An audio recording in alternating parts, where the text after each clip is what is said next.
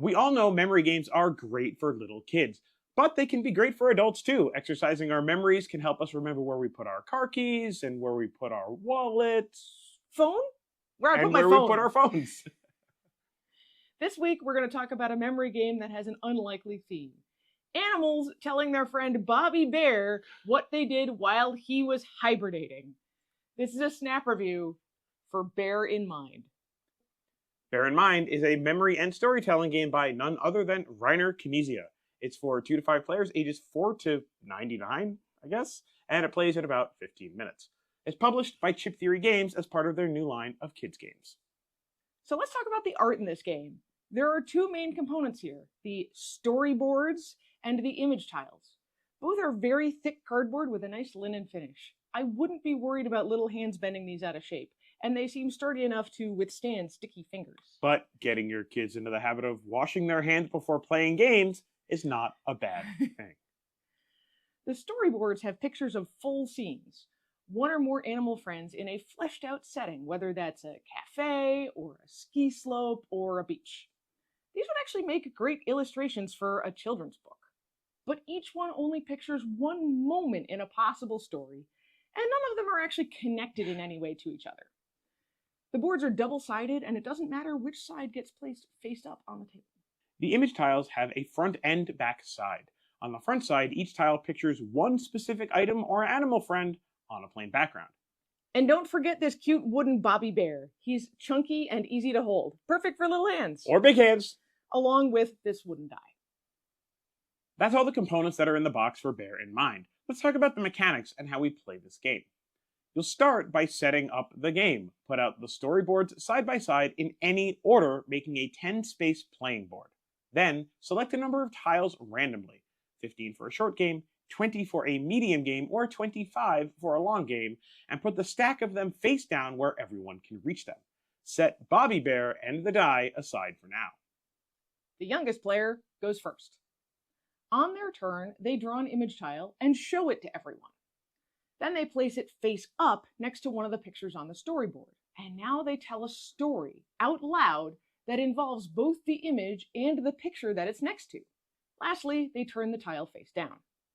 Now it's time for the next player's turn, and they draw a new tile and place it on any of the pictures that doesn't have a tile yet. Then tell a story and flip it face down. Once there's a tile next to every picture, it's time for Bobby Bear. The oldest player puts Bobby on any of the 10 pictures. The next player takes their turn by rolling the die and moving Bobby that many pictures clockwise. Then they have to remember what image is on the face down tile for the picture where Bobby is standing. Tell the story about that image again, then turn the tile face up. Were you right? If you remembered the image correctly, take the tile and put it in your score pile. If there are still tiles left in the draw pile, draw a new one and make up a story that connects this new image to this same location.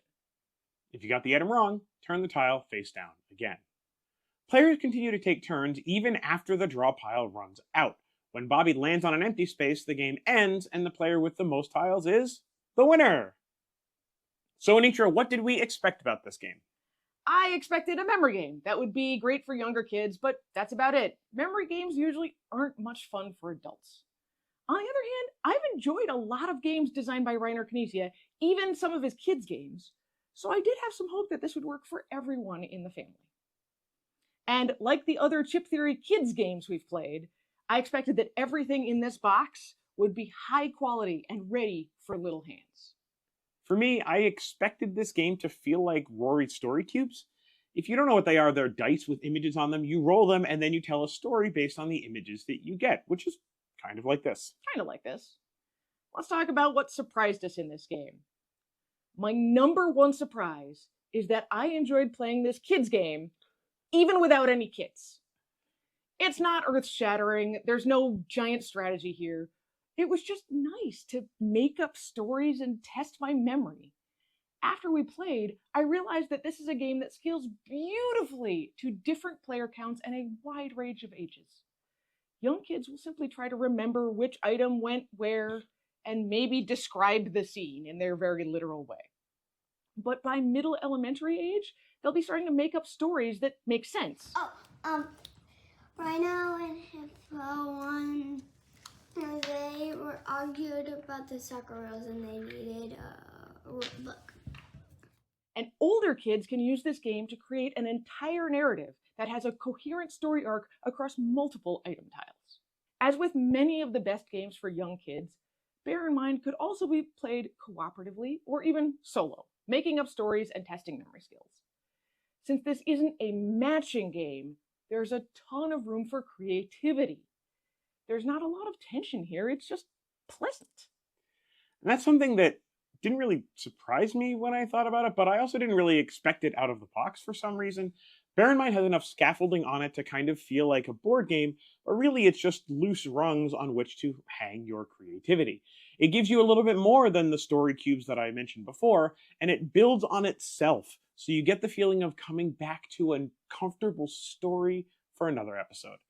It can also have some silliness in it too. If you've ever played one of those games where one person has to finish the sentence that another person started, you can get a little bit of that here. I will want to read a book about Amazon hacks. Kind of makes it disjointed but connected, and that storytelling can be really fun. So Anitra, would we recommend Bear in Mind? I think this is a great step up from traditional memory matching games. The storytelling aspect is a nice twist, and when everyone feels invested in the stories, it actually makes it easier to remember what item was placed where. Chip Theory even has resources and suggestions on their website for how to use this game to support English or foreign language curriculum at any level from K to 12. I would wholeheartedly recommend this for kids. I think adults won't be immediately grabbed by it to play with each other, although we play with each other. But for parents and grandparents, this is a game that will be easy to say yes to when your kids ask to play. We rate Bear in Mind 4.5 stories out of 5 for kids. And that's Bear in Mind in a snap. Exercising our memories can help us remember where we put our car keys and our wallets. And our phones. And our phones, I guess. Exercising our memories can help us remember where we put our car keys and our wallets. And our phones. And our phones.